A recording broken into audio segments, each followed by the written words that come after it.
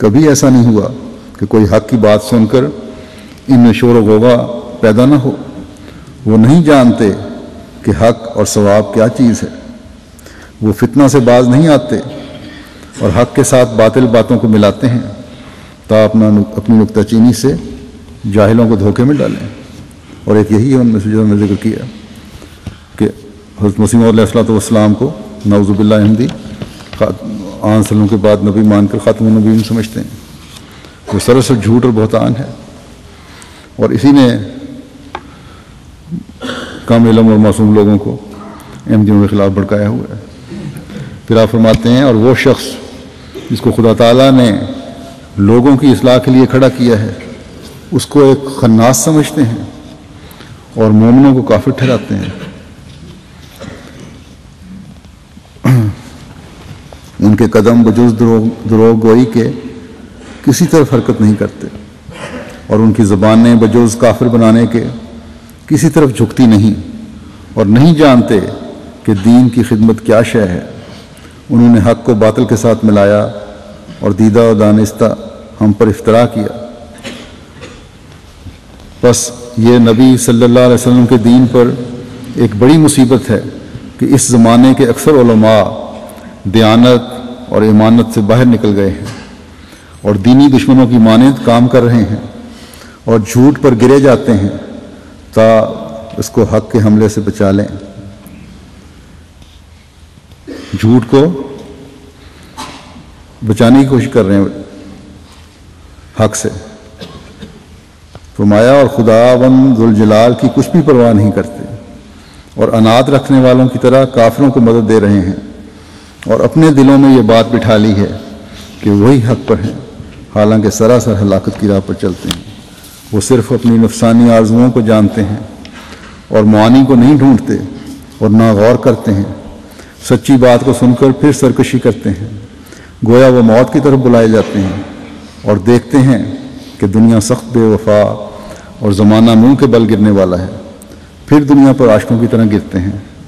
اور بعض ان کے کام وہ ہیں جو گھر میں کرتے ہیں اور بعض وہ کام ہیں جو کھلانے کے لیے ہیں، یعنی گھر میں کچھ اور ہیں، باہر کچھ اور ہیں۔ فرمایا سو ریاکاروں، ان کے گاؤں گھروں کی مثال ایک دی ہوئی انہوں نے۔ ایک دفعہ ایک مولوی صاحب بڑے واز کر رہے تھے اور اسلام کی خاطر مالی قربانی کی تحریک کر رہے تھے،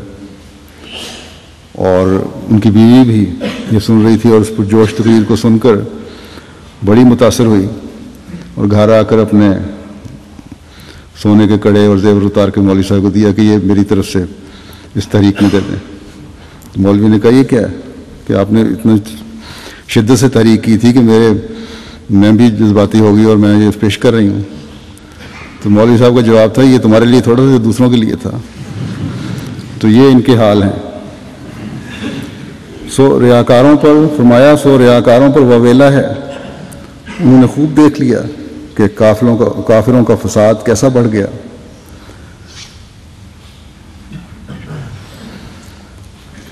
کافروں کا فساد کیسا بڑھ گیا ہے، اور وہ خوب جانتے ہیں کہ دین شریروں کا نشانہ بن گیا ہے۔ یہ سب جو ضرورت بڑھتی جا رہی ہے غیروں کی بھی، یورپ میں بھی، اور بعض جگہ جو ویب سائٹ پہ یا اخباروں میں جو آن رسول اللہ علیہ وسلم کے خلاف مواد دیا جاتا ہے، یا پاکستان میں فیس بک بند کر دی گئی ہے، فیس بک پر دیے گئے ہیں کچھ بےہودہ آن رسول اللہ علیہ وسلم کے خلاف چیزیں۔ تو یہ دشمنی یہ صرف اس لیے ہے کہ ان کو پتہ ہے ان سب کو کہ مسلمان ایک نہیں ہیں اور جو چاہے کر لو، اور کبھی اکٹھے نہیں ہو سکتے، اور بڑی جلدی بکنے والے ہیں۔ اور زمانے کا امام جو مرد میدان بن کر آیا ہے، جو اسلام کے دفاع کے لیے آیا ہے، اس کی مدد کرنا نہیں چاہتے۔ تو حضرت مسیح علیہ السلام فرما رہے ہیں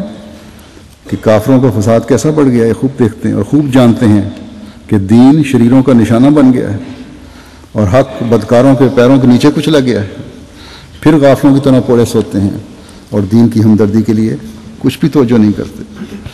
ہر یک دکھ دینے والی آواز کو سنتے ہیں پھر کافروں ناپاکوں کی باتوں کی کچھ بھی پرواہ نہیں رکھتے اور ایک ذی غیرت انسان کی طرح نہیں اٹھتے، بلکہ حملدار عورتوں کی طرح اپنے تئیں بوجھل بنا لیتے ہیں حالانکہ وہ حملدار نہیں،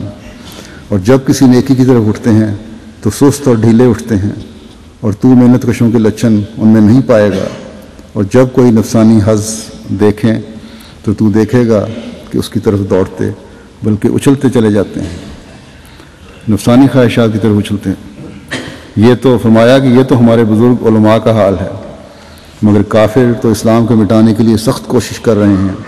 اور ان کے تمام مشورے اسی مقصد کے لیے ہیں اور باز نہیں آتے۔ یہ درد کا اظہار ہے جو حضرت مسلم علیہ السلام نے فرمایا علماء کی حالت کا نقشہ کھینچ کر اور اسلام کی حالت کا بیان کر کے کہ کیا ہے اور کیا ان کو کرنا چاہیے اور کیا ان کے عمل ہے۔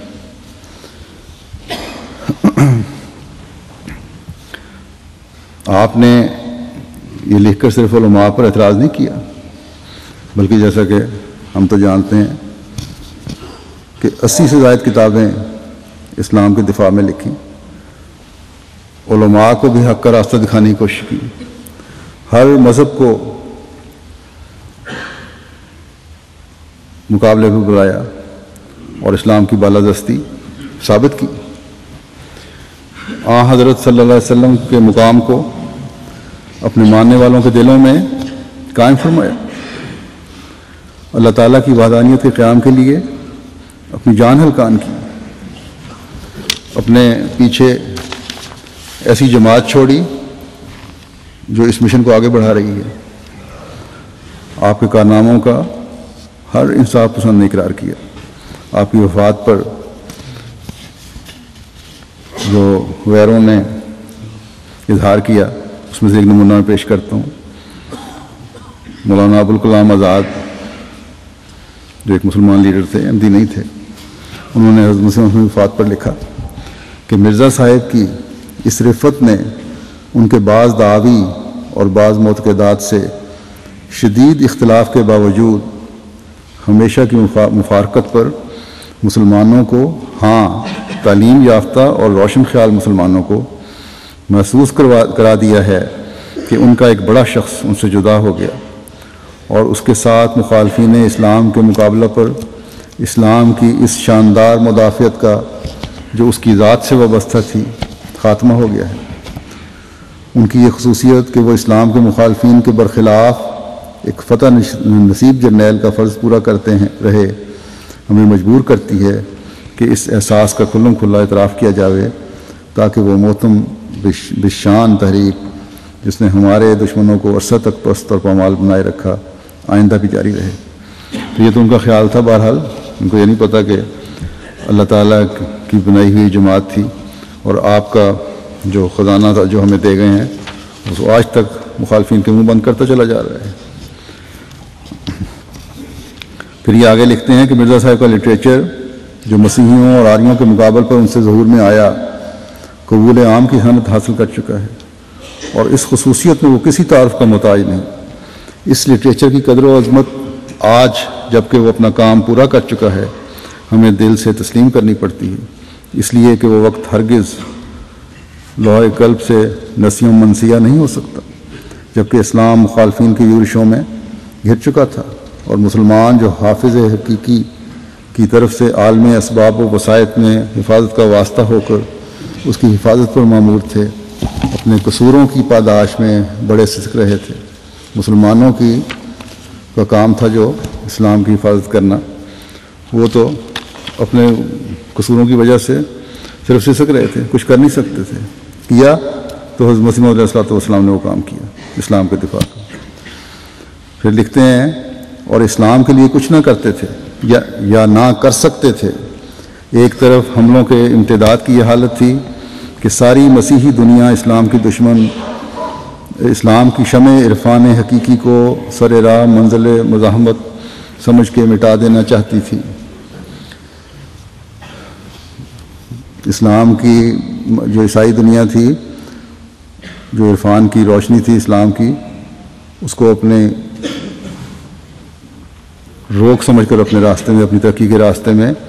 مٹانے کے درپے تھی۔ اور عقل اور دولت کی زبردست طاقتیں اس حملہ آور کی پشت گری کے لیے ٹوٹی پڑی تھیں۔ عقلیں بھی ان کے ساتھ تھیں ساری، دولتیں بھی ان کے ساتھ تھیں عیسائی مشنوں کے، اور دوسری طرف ضعف مدافعت کا یہ عالم تھا کہ توپوں کے مقابلے پر تیر بھی نہ تھے، اور مسلمانوں کی حالت یہ تھی کہ وہ تو توپیں لے کر آئے ہوئے تھے، یعنی اپنی دولت اور کتابوں اور دلیلوں سے،